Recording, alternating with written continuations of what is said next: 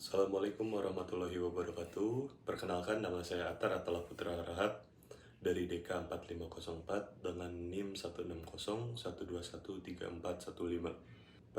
Pada kali ini saya akan mempresentasikan hasil laporan saya dengan judul Efektivitas Kuliah Luring Setelah Pandemi Berakhir. Tugas ini saya selesaikan dalam rangka tugas besar literasi data.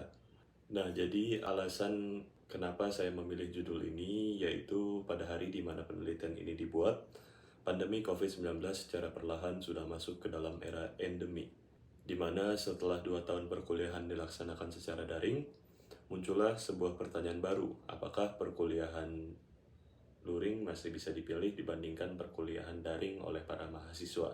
Pada penelitian kali ini, saya mendapatkan data atau sumber data saya adalah dikumpulkan oleh saya sendiri sebagai penulis, yang mana data ini sudah didapatkan melalui survei, sehingga penulis dapat bertanggung jawab atas data yang ada dan dapat melakukan analisis serta memperbaiki jika terjadinya kesalahan. Nah, lalu penulis juga sudah membuat pertanyaan penelitian untuk menjawab dari research question yang sudah penulis buat, di mana saya juga sebelumnya sudah membuat tujuan studi untuk yang pertama mengetahui seberapa antusias minat mahasiswa jika diadakan kuliah luring. Dengan tujuan studi ini saya membuat pertanyaan penelitian yaitu ketika pandemi mulai mereda, jika dapat memilih, para koresponden memilih kuliah luring atau daring. Nah, lalu pada tujuan studi kedua, saya membuat pertanyaan yaitu untuk mengetahui kesiapan kampus dalam melaksanakan kuliah luring di masa pandemi.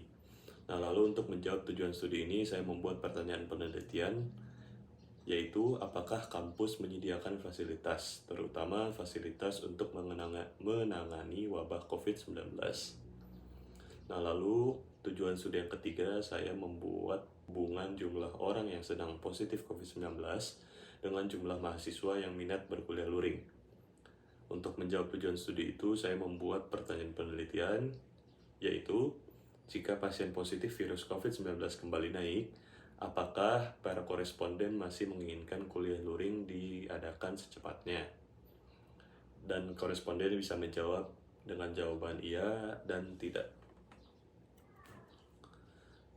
Nah, lalu hasil dari kesimpulan serta diskusi yang saya dapatkan bahwa presentase yang berhubungan dengan faktor sifat internal para koresponden ini lebih besar dibandingkan faktor fasilitas. Nah, dari hal ini tuh menunjukkan bahwa kuliah offline atau kuliah luring lebih dipilih dibandingkan kuliah online. Hal ini bukan karena kekurangan fasilitas, melainkan karena sifat jenuh dan bosan serta tidak dapat fokus yang membuat kuliah offline lebih dipilih dibandingkan kuliah online.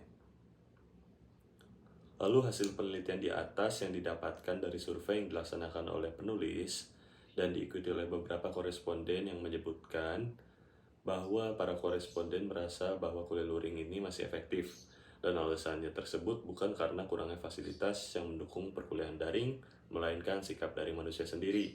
Seperti yang saya sudah bilang tadi, adanya sifat jenuh, bosan.